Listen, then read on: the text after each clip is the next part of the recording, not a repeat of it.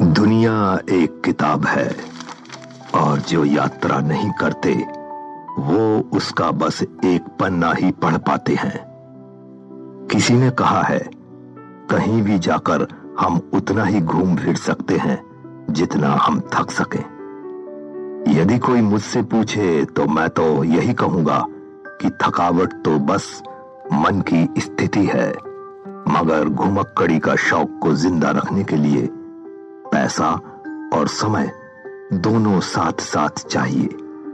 यदि यह दोनों आपके पास हैं तो फिर निकल चलिए मेरे साथ किसी नई जगह पर।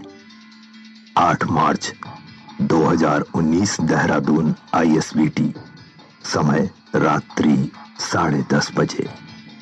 मन में उल्लास, चेहरे पर हर्ष के भाव और कंधे पर घुमक्कड़ी का भार लिए मैं देहरादून के ISBT पहुंच चुका था। मुझे हमेशा से ही किसी नई जगह पर घूमने की लालसा पिछले 7 सालों से जो सब्र हुआ था कि उसका क्रम अब भी जारी था। Shivalik college of engineering Dehradun से 2012 से उत्तीर्ण होने के पश्चात कभी नौकरी, कभी कुछ इंटरव्यूज, तो कभी किसी काम से, तो कभी विशेष प्लान बनाकर मैंने अपने अंदर घुमक्कड़ी प्रवृत्ति को कभी थमने ही नहीं दिया था। हाँ, वो बात अलग है कि मेरे दोस्तों ने मेरी इस आदत के कारण कई उपनाम रख रखे थे, जैसे घुमक्कड़, ट्रैवलर, बैकपैकर, मस्त मौला, तो न जाने किस किस नाम की उपाधि दे दी गई थी। काफी लोगों ने मेरे इस घुमक्कड़ी रथ को रोकने की कोशिश भी की, लेकिन वह अब तक सारे के सारे नाकामयाब ही रहे। अब बदले में मैंने उनको नई नई जगह जाकर फोटो लेकर सोशल साइट पर अपलोड करके और जला भुना देता था। बहरहाल मैंने अपनी बस को ढूंढने की कोशिश की जो वहां आसपास नहीं दिख रही थी।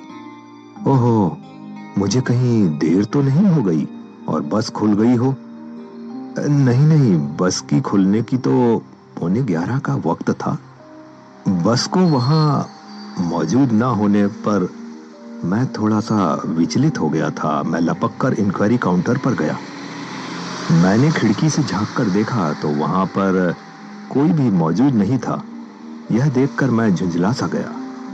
ये ना सरकारी कर्मचारी कभी काम ही नहीं करना चाहते। हर सरकारी विभाग में यही हाल है। मेरा यह कहना था कि तभी मैंने देखा कि इंक्वायरी काउंटर पर कर्मचारी आकर अपनी सीट पर बैठने लगा। मैंने हड़बड़ाते हुए उससे पूछा, ये दिल्ली जाने वाली सेमी डीलक्स बस कब तक आएगी? अरे जनाब, वो तो जा चुकी। क्या भागते हो? क्षमा कीजिए, लेकिन उसके डिपार्चर का समय तो 11:45 का था। घबराइए नहीं, वो एग्जिट गेट के पास ही खड़ी होगी। मैंने उसकी यह बात सुनी और फुर्ती से एग्जिट गेट की तरफ भाग चला। हालांकि मेरे पास सामान के नाम पर बस वही एक पिट्ठू बैग था, जिसकी वजह से मुझे भागने में कोई खास दिक्कत नहीं हुई। जैसे ही बाहर आया तो देखा कि एक बस बाहर खड़ी थी। मैंने तपाक से अपनी जेब से मोबाइल निकालकर बस नंबर की जांच की तो देखा वही बस है। मैं झट से उस बस में चढ़ गया। थैंक्स गॉड, शुक्र है कि मैंने टिकट्स ऑनलाइन ही बुक कर दी थी, नहीं तो आज पहली बार मेरी घुमक्कड़ी पर लापरवाही का कलंक लग जाता। मैं खुद से ही बड़बड़ाते हुए बस में चढ़ने लगा। तभी बस के दरवाजे के पास खड़ा एक व्यक्ति बोला, क्या नाम है आपका और आपकी सीट नंबर कौन सी है?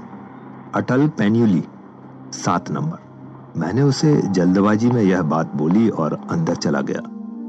लगातार भागते रहने की वजह से मैं लगभग पसीने से भीग गया था। 4, 5, 6 और वो रहा 7। चलो अब जल्दी से सामान रखा जाए और ट्रेन की रनिंग स्टेटस भी देखी जाए। मैंने यह कहकर जल्दी से अपना सामान ऊपर रख दिया। मैं जैसे ही अपनी सीट पर बैठने वाला ही था कि जोरदार धक्के से मेरा बैलेंस बिगड़ गया और मैंने लपक कर सामने वाली सीट को पकड़ लिया। यदि मैं ऐसा नहीं करता तो मेरी 32 झड़े न झड़े, हाँ, लेकिन उन 32 से कुछ दांतों की संख्या अवश्य कम हो जानी थी। मैंने अपनी मुंडी घुमा के देखी तो एक लड़की अपनी सीट पर जल्दबाजी में बैठने की वजह से मुझे उसका धक्का लग गया था। मैंने वहीं उसी हाल में उस लड़की की तरफ देखते हुए आंखों से पूछने की कोशिश की, यह क्या तरीका है? उसने मुझे देखा और अपनी दोनों हाथों की हथेलियां फैलाते हुए, अपने कंधों को उचकाते हुए, अपनी दोनों आंखों को चौड़ी करते हुए ऐसे मुंह बनाया जैसे उसकी कोई गलती ही नहीं थी और मैं अपनी वजह से नीचे गिर गया था। मैं संभलकर अपनी जगह से खड़ा हुआ और अपनी सीट की तरफ जाने को हुआ तो देखकर चौंक जाता हूं कि वह लड़की तो मेरी ही सीट पर बैठी है। मैं उसके करीब आकर उसके सामने खड़ा हो जाता हूं। मैं अपने शर्ट की कॉलर ठीक करता हूं और उसकी तरफ देखते हुए जैसे ही उसे उसकी गलती का एहसास करवाना चाहता हूं, उसे देखने लगता हूं। तभी वह मेरी तरफ अपनी राइट हैंड को बढ़ाते हुए अपनी हथेलियों से 2 बार चुटकी बजाते हुए बोलती है, ओए, हेलो मिस्टर, पूरी तरह ताड़ लिया है या अभी भी कुछ और कसर बाकी है? Look, I am so depressed, please don't disturb me, okay? मैं उसके सामने खड़ा तो उसे झिड़कने के लिए हुआ था, लेकिन उसकी सुडौल छरहरी काया, झील सी गहरी आंखें, उससे मैचिंग आईलाइनर, कश्मीरी सेब जैसे गाल और गुलाबी पंखुड़ियों जैसे होंठ के ठीक नीचे काला तिल से नजर ही नहीं हट रही थी। मैं अपलक उसकी खूबसूरती को अपने दिल की गहराई में उतारे जा रहा था, जैसे कोई चकोर किसी चांद की चांदनी को चुरा रहा हो। ऐसी बात नहीं है कि मैंने इससे सुंदर लड़की कभी देखी ही नहीं थी। जब मैं कॉलेज में गया था तो कॉलेज के पहले ही दिन मेरी ठीक इसी तरह से प्रियंका धस्माना से नोकझोंक हो गई थी, वह भी जरा सी बात पर। दरअसल हुआ यह था कि क्लास के खत्म होते ही काफी सारे स्टूडेंट्स लाइब्रेरी के पास फर्स्ट सेमेस्टर की बुक्स इशू करवाने के लिए बॉयज एंड गर्ल्स सभी एक ही क्यू में लगे हुए थे। मैं भी उसी क्यू में लगा हुआ था और अपनी बारी का वेट कर रहा था। हालांकि आज सबका पहला ही दिन था और टीचर्स पर डे 1 से ही अच्छा खासा इंप्रेशन झाड़ने के लिए स्टूडेंट्स में बुक्स को आज ही पा लेने की बेताबी ज्यादा थी। हाँ, वो बात अलग थी कि सेमेस्टर के फर्स्ट इंटरनल एग्जाम से पहले वह बुक कोई छूने वाला नहीं था। यह भी एक कड़वी मगर सच बात थी। काफी देर से खड़े खड़े मेरे पांव में अब दर्द होने लगा था। सुबह एक बार क्लास में बैठने के बाद मैं बाहर नहीं निकला था, जिसकी वजह से अब मुझे टॉयलेट जाने की भी प्रबल इच्छा हो चली थी। मैंने देखा कि ठीक मेरे आगे एक भूरे बालों वाली लड़की खड़ी थी। फिर मैंने पीछे मुड़कर देखा तो पीछे भी कोई पतली मरियल सी दुबली पतली लड़की खड़ी थी। मैंने उसे देखते ही माथा ठोक लिया। मेरा ऐसा करने से उसने मेरे इस रिएक्शन का गलत मतलब निकाल लिया। वह मुझे अपनी आंखें गुस्से से दिखाने लगी। अगले ही पल मुझे अपनी भूल का एहसास हुआ और मैंने आगे पलटकर अपने दांतों से जीभ दबाते हुए बोला, ओह शिट, कहीं इस लड़की ने ऐसा तो नहीं सोच लिया कि इसकी चेचिस जैसी बॉडी को देखकर मैंने ऐसा रिएक्शन दिया है। तक तेरे की, अब इस दधी जी की हड्डी को क्या कहूं। छोड़ ना, वो जो समझती है समझे, मुझे क्या है।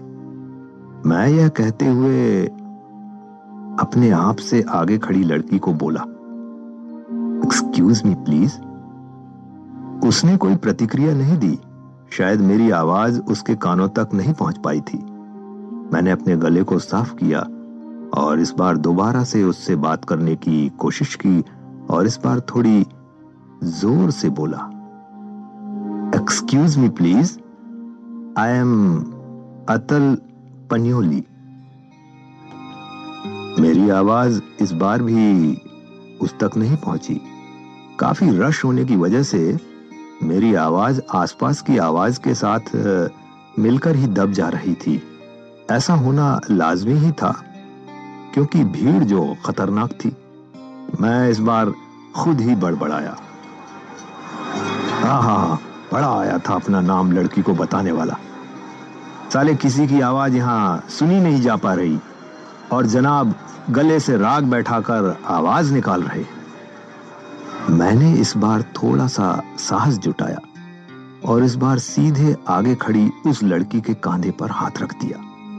मेरा ऐसा करते ही वो झट से पलट गई और अपनी पलकों को उठाते हुए गुस्से से बोली, What the hell? Have you gone crazy?